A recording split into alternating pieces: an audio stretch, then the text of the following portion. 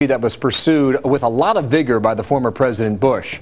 The U.S. now scrapping plans for a missile defense system in the Czech Republic and Poland, instead focusing on short-range missile threats out of Iran, said to be a more mobile system and online sooner. Now, will this shift keep the U.S. and its European allies safe? Senator James Inhofe out of Oklahoma, member of the Armed Services Committee, thinks no. What do you think of this decision, Senator? Good morning.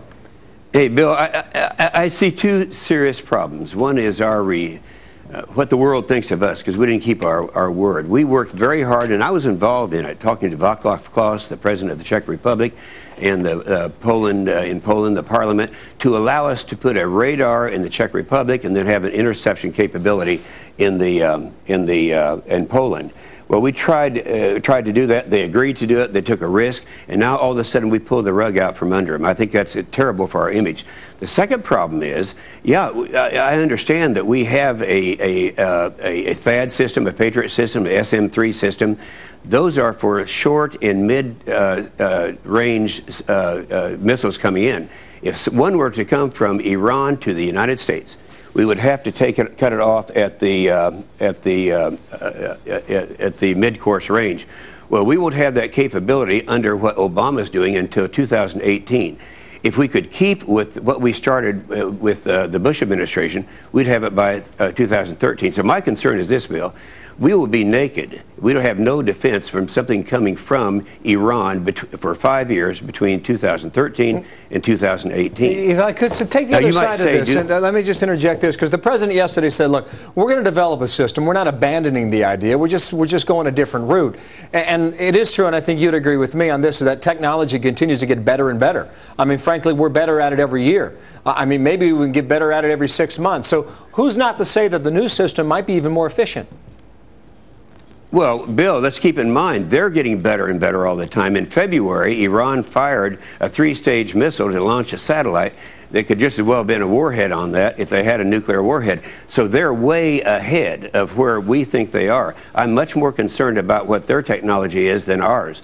Ours, you know, if we stay with the 3 systems I just mentioned, those are short and medium range systems. They would not knock down something that would be aimed at the United States. So I'd say perhaps that would take care of the problem in Western Europe. It still makes us, in my opinion, naked for 5 years against a missile coming from Iran. Senator, you have an ally in the Washington Post. I'm not sure how often that happens, but this is what they write this morning in an editorial in the paper. In adopting its new course, the Obama administration has clearly bruised some of the staunchest U.S. allies in Europe while encouraging the Kremlin's hardliners. It needs to do more to repair that collateral damage. Well, Robert Gibbs said there was no quid pro quo. Now, Russia came out today and said they're not going to push for any new sanctions against Iran. I think a lot of folks are scratching their heads and trying to figure out, what did we get into this deal? If anything, you know, next week when the UN comes to New York, this will be one of the main topics of discussion. And on the 1st of October, White House leadership is getting together with Iranian leadership for the first time in, heck, I can't remember. I mean, are they laying the groundwork for something more significant and substantial? Well, I don't know, but I do know this, that Russia and Iran are celebrating this decision by the Obama administration. And those people who have been the courageous ones, the ones that used to be under the Soviet Union in Eastern Europe, they're the ones who have been our allies. Let's keep in mind that Poland and the Czech Republic, they were with us in Iraq. They've been our friends. And all of a sudden, we abandoned them. This is a very, very serious thing for those 2 counts. It has been categorized by some as a retreat. Do you see it that way? Well, it is a retreat. Now, let's look at the 3 phases. You have your boost phase, your mid-course phase, and the terminal phase of a rocket that would be coming, let's say, from Iran. Well, the only place we could knock down one that would have the range to reach all the way to the United States, once they get that capability, and they're very close to doing it, would be the mid-course phase.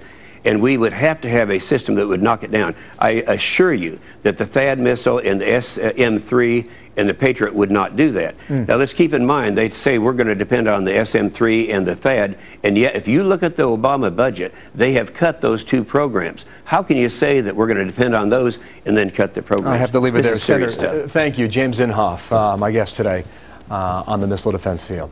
Thank you, sir. Megan?